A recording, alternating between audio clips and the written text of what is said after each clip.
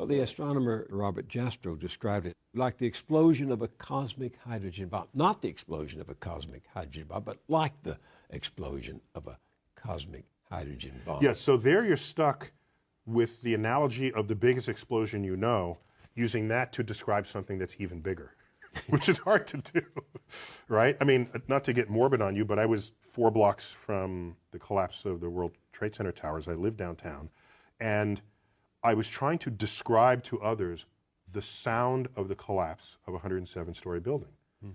And it is not like anything else.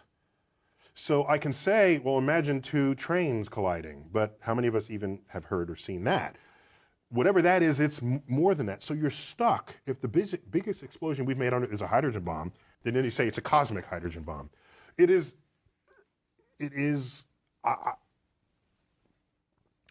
I think saying it's a cosmic hydrogen bomb cheapens the event. Yeah, it's way I understand. bigger. Yeah. An incredible flash of energy and light, though. And matter and, yeah, all of this, all of the above. Do you give people who make this case that that was the beginning and that there had to be something that provoked the beginning, do you give them an A at least for trying to reconcile faith and reason? I don't think they're reconcilable. What do you mean? Well, so let me say that differently. All efforts that have been invested by brilliant people of the past have failed at that exercise. They just fail. And so the track record is so poor that going forward I have essentially zero confidence, near zero confidence that there will be fruitful things to emerge from the effort to reconcile them. So, for example, if you knew nothing about science and you read, say, the Bible, the Old Testament, which in Genesis is an account of nature. That's what that is. And I said to you, give me your description of the natural world based only on this. You would say the world was created in 6 days and that stars are just little points of light, much lesser than the sun. And in fact, they can fall out of the sky, right? Because that's what happens during the Revelation. One of the signs that the second coming is that the stars will fall out of the sky and land on earth.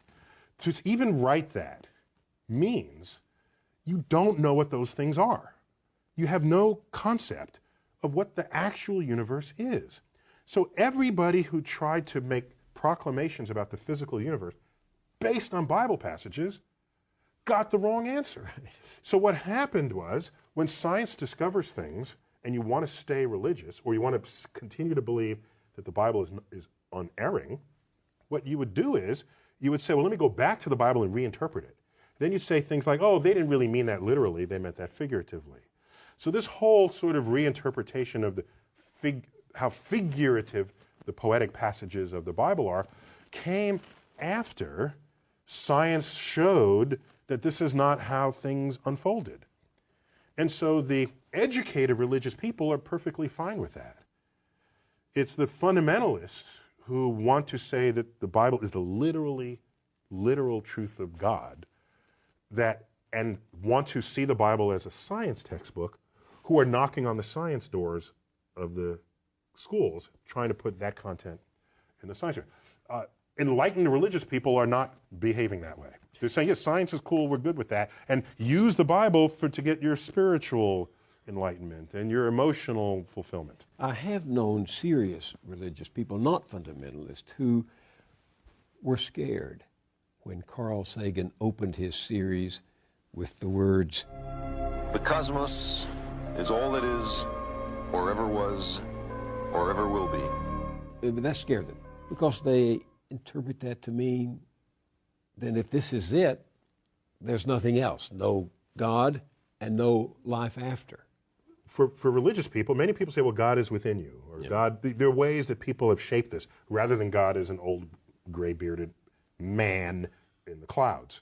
So if God is within you, what I'm sure Carl would say, in your mind, and we can measure the neurosynaptic firings when you have a religious experience. We can tell you where that's happening, when it's happening, what you're feeling like at the time. So your mind, of course, is still within the cosmos. But do you have any sympathy for people who seem to only feel safe in the vastness of the universe you describe in your show if they can infer a personal God who makes it more hospitable to them, who cares for them? In this, what we tell ourselves is a free country, which means you should have freedom of thought. I don't care what you think. I just don't. Go think whatever you want. Go ahead. Think that there's one God, 2 gods, 10 gods, or no gods. That is what it means to live in a free country. The problem arises is if you have a religious philosophy that is not based in objective realities that you then want to put in the science classroom. Then I'm going to stand there and say, no, I'm not going to allow you in the science classroom. I'm not telling you what to think. I'm just telling you in the science class, you're not doing science. This is not science. Keep it out. That's when I stand up. Otherwise, go ahead. I'm not telling you how to think. I think you must realize that some people are going to go to your show at the planetarium and they're going to say, aha, those scientists have discovered God, because God, dark matter, is what holds this universe together. So is that a question? It's a statement. You know they're going to say that. So the history of discovery, particularly cosmic discovery, but discovery in general, scientific discovery, is one where at any given moment there's a frontier. And there tends to be an urge for people, especially religious people, to assert that across that boundary into the unknown lies the handiwork of God. This shows up a lot. Newton even said it. He had his laws of gravity and motion, and he was explaining the moon and the planet. He was there. He doesn't mention God for any of that. And then he gets to the limits of what his equations can calculate. So can't quite figure this out.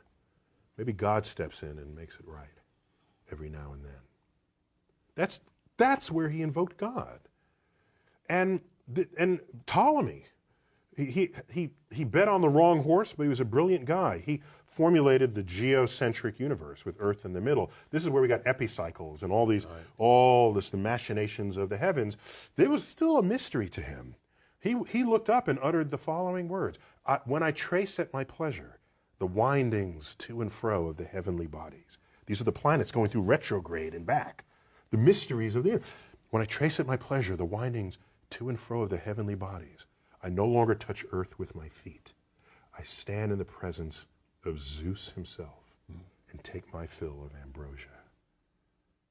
What he did was he didn't invoke Zeus to account for the rock that he's standing on or the air he's breathing. It was this point of mystery, and in gets invoked God. This, over time, has been described by philosophers as the God of the gaps. Mm-hmm.